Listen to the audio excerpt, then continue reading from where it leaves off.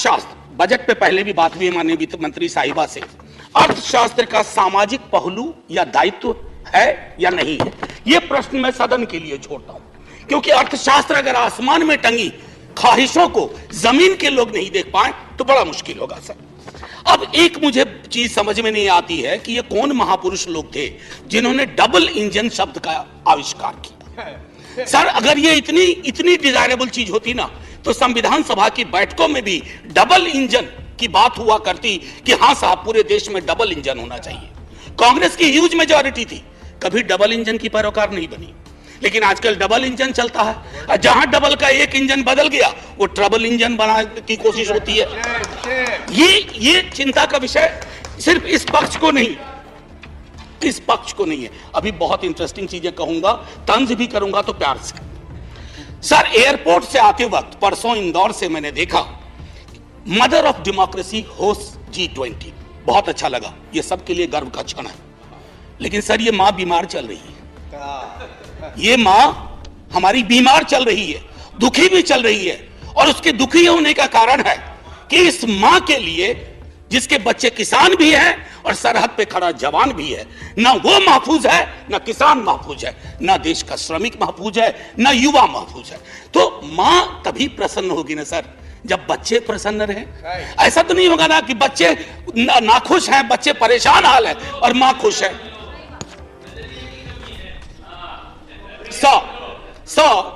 Ma'am finance minister car चलाती होंगी या कार में बैठती होंगी। सर कार में एक रियर व्यू मिरर होता है जिसमें अक्सर ये लिखा रहता है objects in the mirror are closer than they appear. तो मैं अपनी 3-4-5 मिनट में मैं उन ऑब्जेक्ट्स का जो सब्जेक्ट से है उस मिरर पे मैं कहूंगा कि मैं माननीय वित्त मंत्री साहिबा को आपके माध्यम से रियर व्यू मिरर में जो वो कुछ चीजें नहीं देख पा रही हैं या उन्हें देखने नहीं दिया जा रहा है उस पर मैं सदन का ध्यान आकृष्ट करूं। सर गरीबी का आंकड़ा 2011 से हमारे पास नहीं है, गुर्बत है कि बढ़ती जा रही है, गरीबी बढ़ती जा रही है हर क्षेत्र में, हर राज्य में। आप देखेंगे सर, घड़ी मत देखिए, अभी हाथ जोड़ रहा, आप घड़ी देखते हैं मेरी बुढ़ी घड़ी आनी शुरू हो जाती है। सर मैं ये कह रहा हूं कि गरीबी को लेकर के कल भी एक सदस्य, सीनियर सदस्य हैं, यहां भले सीनियर ना हो, बिहार के बहुत सीनियर हैं, उन्होंने जब गरीबी से ऊपर उठाने की बात कही तो सारे वो आंकड़े दिए जो 2005-6 वाले थे। खैर बहरहाल मैं छोड़ता हूं उस बात को। सर कॉर्पोरेट को रियायत से मुझे कोई विभेद नहीं है, हमारे कई साथियों ने उस पर तंज किया, व्यंग किया, लांछन लगाए, मैं वैसा कुछ नहीं करूंगा।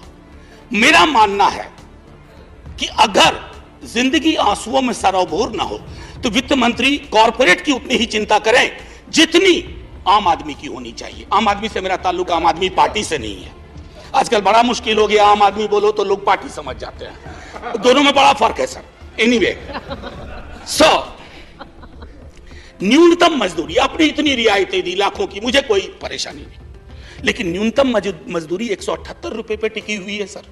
$2 या $2.25, क्या ये उचित है इस देश में? क्या ये उचित है? मैं आपके और सदन के विजडम पे छोड़ता हूं। महंगाई के आंकड़े की जब बात होती है, तेरे वाले में ऐसा था, मेरे वाले में ऐसा था, सर ये नहीं होना चाहिए। महंगाई की चर्चा तेरा मेरा के डिबेट में ना हो, महंगाई की चर्चा हो कि गरीब की थाली में महंगाई का असर क्या है, रोटियां कितनी कम हो रही है, सब्जी कौन सी गायब हो रही है, दाल कितनी पतली हो रही है, ये होती है महंगाई की बात। ये नहीं होती है कि तुम्हारे टाइम में इन्फ्लेशन इतना था। अरे साहब थाली में इन्फ्लेशन ऐसे नहीं परोसा जाता, 7.5 4.6 थाली में रोटियां जाती हैं, उसके नजरिए से इन्फ्लेशन को देखना होगा। अब आइए सर किसान की बात करें। किसान आंदोलन हुआ, आप खुद उस पृष्ठभूमि से आते हैं। मैं तो साफ तौर पे कहूं सर, किसान की चर्चा गाहे बगाहे सिर्फ इसलिए होती है कि देश को यह एहसास रहे कि अभी भी यह मूलतः कृषि प्रधान देश है।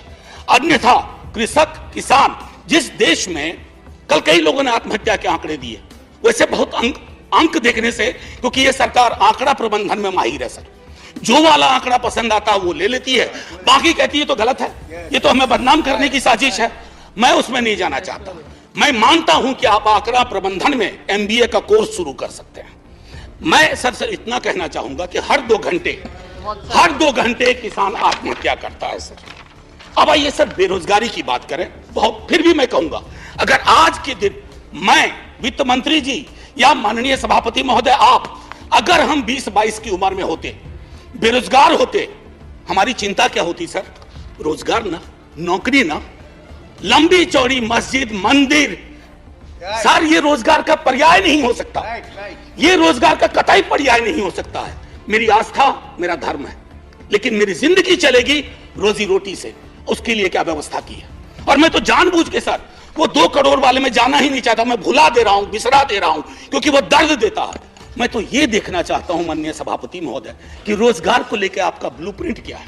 मुझे बेहद अच्छा लगा बिहार से जो हवा चली, उसके बाद यहां भी नौकरियों के पत्र बंटने लगे, लेकिन सर उसकी निरंतरता बढ़नी चाहिए। युवा राष्ट्र को रोजगार चाहिए सर, व्हाट्सएप पर फेक इंफॉर्मेशन नहीं चाहिए। सो